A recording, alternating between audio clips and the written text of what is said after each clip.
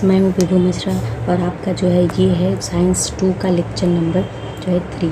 इसमें हम chapter number 7 जो कंटिन्यू किए हुए हैं, इसमें आज हम पढ़ने वाले हैं जैव भू रासायनिक चक्र, जिसे इंग्लिश में बायो जियो केमिकल साइकिल बोलते हैं। देखिए, बहुत सारे साइकिल्स हमारे जो है इन्वायरमेंट में होते हैं। कार्बन मतलब कार्बन चक्र, उसके बाद होता है ऑक्सीजन चक्र, नाइट्रोजन चक्र। यहाँ पे जैव भू रासायनिक चक्र मतलब बायो जियो केमिकल साइकिल के बारे में हम पढ़ेंगे कि बायो और ज़मीन और वायु के बीच में जो चक्र चलता है वो किस प्रकार से चलता है और इसमें क्या संबंध है। बहुत इम्पॉर्टेंट है, पहले इस बार पढ़ लीजिए। यहाँ पे देखिए कि परितंत्र में ऊर्जा का प्रवाह एक दिशी होते हुए भी पोषक द्रव्य का प्रवाह चक्रीय होता है। ठीक है, ऊर्जा का प्रवाह मैंने इसके पहले वाले लेक्चर नंबर 2 में पढ़ाया था कि किस तरह से सूर्य से जो है पोषक जो है उत्पादक से होते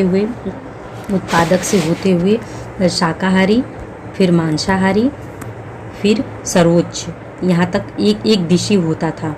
लेकिन यहाँ पे क्या है, यहाँ पे जो है जैव भू जो रासायनिक चक्र है ये एक चक्र के रूप में, ऐसे साइकिल के रूप में चलता रहता है और ये बहुत इम्पॉर्टेंट है। मतलब कि ये कहीं न कहीं सब एक दूसरे से जुड़े हुए हैं। तो यहाँ पे देखिए क्या दिया है कि पोषक द्रव्य का प्रवाह चक्रीय होता है। प्रत्येक सजीव को वृद्धि के लिए विविध पोषक द्रव्यों की आवश्यकता होती है।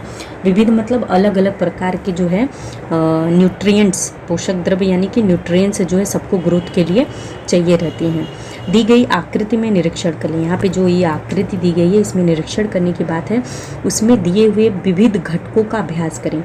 इसमें बहुत सारे देखिए घटक दिए गए हैं, उनका अभ्यास करें तथा जैव भू रासायनिक चक्र को अपने शब्दों में स्पष्ट करें। देखिए, इसका डेफिनेशन केवल एक लाइन का है, बहुत ही सिंपल डेफिनेशन है। क्या है कि परितंत्र में पोषक द्रव्यों के चक्रीय प्रवाह को जैव भू रासायनिक चक्र कहते हैं। बस इतना ही इसकी परिभाषा है। बस इतना ही आपको समझ लेना है कि परितंत्र यानी कि जो अभी आपने इकोसिस्टम की परिभाषा पढ़ी, क्या पढ़ी थी इकोसिस्टम की आपने परिभाषा? कमेंट बॉक्स में ज़रूर लिख कर बताइएगा। परितंत्र में जो जैविक और अजैविक घटक होते हैं, मतलब जो परितंत्र जैसे बना हुआ है उसके डेफिनेशन लिखेंगे। तो इसका डेफिनेशन, जैव भू रासायनिक चक्र का डेफिनेशन आपको केवल इतना है कि परितंत्र में पोषक द्रव्यों के चक्रीय प्रवाह को जैव भू रासायनिक चक्र कहते हैं।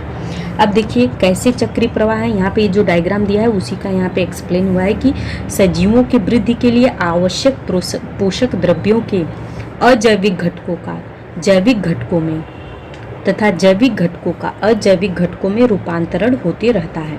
अब देखिए, मैंने आपको बताया था कि अजैविक घटक क्या होते हैं। वायु होता है, जल होता है, मिट्टी होती है। ठीक है, उसके बाद क्या होता है, तापमान, सूर्य का आर्द्रता, ये सब क्या होते हैं, अजैविक घटक होते हैं। तो ये सब जीवन के लिए बहुत ज़रूरी हैं। तो ये अजैविक जो घटक होते हैं इनका जैविक घटकों में और जैविक घटकों का अजैविक घटकों में रूपांतरण है।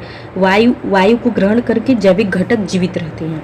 ठीक है, और जैविक घटक की जब मृत्यु होती है तो वो अजैविक घटक में परिवर्तित हो जाते हैं, मतलब मिट्टी को और सड़ गल के मिट्टी को उपजाऊ बनाते हैं। तो ये सब एक चक्र चलता रहता है। तो यही चक्र का मेन है कि सजीवों की वृद्धि के लिए आवश्यक पोषक द्रव्यों के अजैविक घटकों का जैविक घटकों में तथा जैविक घटकों का अजैविक घटकों में रूपांतरण होता रहता है। अब ये देखिए आगे का स्टेप है कि शिलावरण, वातावरण, जलावरण से मिलकर बनी जीवावरण के मध्य से यह चक्र निरंतर चलते रहते हैं। तो ये साइकिल है, शिलावरण यानी कि चट्टान पत्थर है, वातावरण मतलब वायुमंडल है, फिर जलावरण मतलब कि जल मतलब समुंदर, नदी, तालाब हैं। ये सब मिलकर क्या बनाते हैं, जीवावरण। इन सभी में जीव रहते हैं तो उसको जीवावरण कहते हैं। तो ये सब जीवावरण के मध्य से यह चक्र निरंतर चलता रहता है। ठीक है, इस प्रक्रिया में जैव भूस्तरीय व रासायनिक पोषक द्रव्यों का चक्रीय भवन जटिल होता है तथा यह परितंत्र ऊर्जा वाहन स्तर पर निर्भर होता है। मतलब ये जो साइकिल होता है ये बहुत ही कॉम्प्लेक्स होता है, बहुत जटिल होता है, लेकिन वह परितंत्र में जो परितंत्र ऊर्जा वहन स्तर पर निर्भर करता है। जैसे आपने ऊर्जा वहन स्तर का प्रथम पोषण स्तर, द्वितीय पोषण स्तर, तृतीय पोषण स्तर पढ़ा है इसके पहले, उन सब पे डिपेंड करता है, उन सब पे ये जो है साइकिल जो है उस पर निर्भर करता है। ठीक है, आई होप आपको इतना समझ में आ गया। कोई डाउट हो तो कमेंट बॉक्स में ज़रूर लिखिए। चैनल को लाइक शेयर सब्सक्राइब करना फ्रेंड्स बिल्कुल मत भूलिए। बहुत मेहनत से हम आपके लिए वीडियो बनाते हैं और इसको पूरा देखिएगा। अगर आपको नॉलेज चाहिए तो पूरा वीडियो देखिए। चलिए हम आगे बढ़ते हैं। यहाँ पर देखिए कि जैव भू रासायनिक चक्र के प्रकार, यहाँ पे 2 प्रकार दिया है। एक है वायु चक्र, दूसरा अवसादन चक्र, जिसे भू चक्र या जो जमीन होता है उसको बोलते हैं। अब वायु चक्र में क्या दिया हुआ है कि प्रमुख अजैविक गैसीय पोषक द्रव्यों का संग्रह पृथ्वी के वायुमंडल में पाया जाता है, जैसे कि ऑक्सीजन, कार्बन डाइऑक्साइड, नाइट्रोजन, इन सब कुछ जो है गैसों का जो कि अजैविक गैसें हैं वो उसका संग्रह पृथ्वी के वायुमंडल में ही पाया जाए, क्योंकि हम सांस श्वसन जो है वायुमंडल से ऑक्सीजन लेके करते हैं, प्लांट्स जो है वायुमंडल से कार्बन डाइऑक्साइड ग्रहण करते हैं। ठीक है, उसके बाद इसी में दूसरा स्टेप दिया है कि यहाँ नाइट्रोजन, ऑक्सीजन, कार्बन डाइऑक्साइड, वाष्प इत्यादि का समावेश होता है, जो अभी मैंने आपको बताया। ठीक है, तो ये वायु चक्र हो गया। ठीक है, इसका 2 पॉइंट क्लियर हो गया। अब आते हैं भूचक्र पर। भूचक्र में क्या दिया है कि मनुष्य प्रमुख अजैविक पोषक द्रव्यों का संग्रह पृथ्वी पर मृदा, अवसाद व अवसादी चट्टानों में पाया जाता है। यानी कि जो अजैविक पोषक द्रव्य होते हैं, जैसे कि नाइट्रोजन मृदा में, अमोनिया मिट्टी के लिए चाहिए रहता है, जो मिट्टी के लिए खनिज पदार्थ होते हैं वो चट्टानों में और ज़मीन में पाए जाते हैं, जैसे आयरन, कैल्शियम, फास्फोरस, ये सब चीज़ें जो ग्रोथ के लिए, वृद्धि के लिए आवश्यक है वो मिट्टी में पाई जाती हैं। यहाँ पर आयरन, लोहा, कैल्शियम, फास्फोरस तथा जमीन के अन्य घटकों का समावेश होता है। तो आपको इतना समझ में आ गया कि वायु चक्र में क्या क्या चीज़ें शामिल होती हैं। नाइट्रोजन, ऑक्सीजन, कार्बन डाइऑक्साइड और वाष्प यानी कि वेपर। और भू चक्र में क्या होता है, लोहा, कैल्शियम, फास्फोरस तथा जमीन के अन्य जो है तत्व शामिल होते हैं, इन्वॉल्व होते हैं इसमें।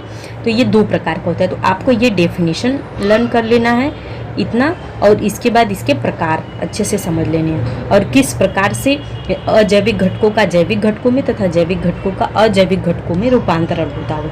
ठीक है, आगे आते हैं। देखिए यहाँ पे वायु चक्र की गति अवसाद चक्र से अधिक होती है। उदाहरण, किसी भाग में कार्बन डाइऑक्साइड जमा हो तो वह वायु के साथ फैल जाती है अथवा वनस्पतियों द्वारा अवशोषित कर ली जाती है। ठीक है, अब ये देखिए वायु चक्र जो है बहुत फास्ट होता है, जबकि भू चक्र का प्रोसेस जो है बहुत स्लो होता है। ये यहाँ पे कहने का मतलब है, क्योंकि जब अगर कहीं कार्बन डाइऑक्साइड बहुत ज़्यादा होगा तो वो फैल जाएगी हवा में, फैलकर दूर दूर तक चली जाएगी, या प्लांट्स द्वारा उसको एब्जॉर्ब कर लिया जाएगा, अवशोषित कर लिया जाएगा। और जलवायु परिवर्तन व मानवीय क्रियाओं का चक्रों की गति, तीव्रता व संतुलन पर गंभीर परिणाम होते हैं, इसलिए चक्रों के विविध घटकों के अध्ययन पर विशेष ध्यान दिया जा रहा है। अब यहाँ पे देखिए जलवायु परिवर्तन जो हो रहे हैं बहुत सारे, और जो मनुष्य बहुत सारी क्रियाएं कर रहे हैं, जैसे प्लांट्स कटे हो रहे, जंगल काट रहे हैं, बहुत सारे व्हीकल्स निकले हुए हैं, कार गाड़ियां चल रही हैं। तो ये क्या होता है, इसका इतना तेज़ी से जो परिवर्तन हो रहा है, इससे वातावरण का संतुलन जो है वो असंतुलित हो जा रहा है, उस पर बुरा प्रभाव पड़ रहा है। इसलिए यहाँ पे ये कहा जा रहा है कि जो विविध घटक हैं जो बहुत सारे, उन सब पर बहुत अच्छे से ध्यान देना चाहिए और उस पर स्टडी करनी चाहिए। अब आगे देखिए, यहाँ पे दिया है कि क्या आप जानते हैं वायु चक्र व अवसाद चक्र, इन दोनों चक्रों को एक दूसरे से पूर्ण रूप से अलग नहीं किया जा सकता। मतलब कि जो भू चक्र है और जो वायु चक्र है वो एक दूसरे से जुड़े हुए हैं, ये अलग नहीं है, ये अलग अलग कार्य करते हैं। वायु चक्र बहुत फास्ट होता है और अवसाद चक्र स्लो होता है, लेकिन फिर भी ये एक दूसरे से जुड़े हुए हैं, इन्हें अलग नहीं किया जा सकता। क्यों? जैसे नाइट्रोजन गैसीय रूप में वातावरण में पाई जाती है, तो नाइट्रोजन ऑक्साइड यौगिक के रूप में मृदा व अवसाद में पाया जाता है।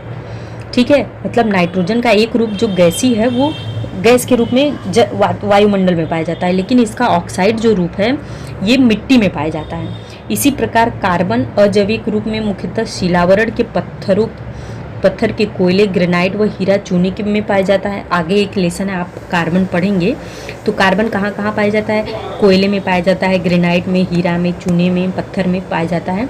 तो ये एक जमीन पर पाया जाने वाला ठोस हो जाता है, जबकि कार्बन डाइऑक्साइड जो है गैसीय अवस्था में वायु रूप में पाया जाता है।